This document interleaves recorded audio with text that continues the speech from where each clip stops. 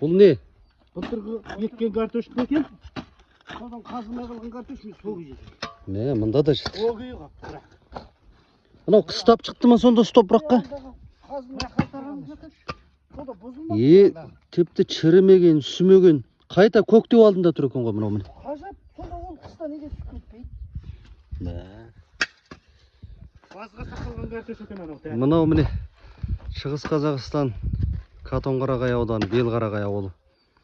Былтыр осында егілген картоптан міне қалған.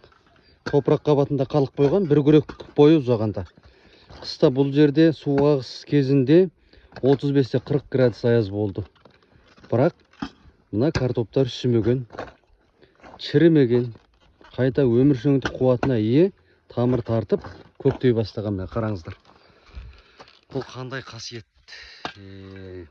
Егер ғылыми жорамал жасасақ, неліктен осылай сақталып қалды? Жауап өздеріңізден.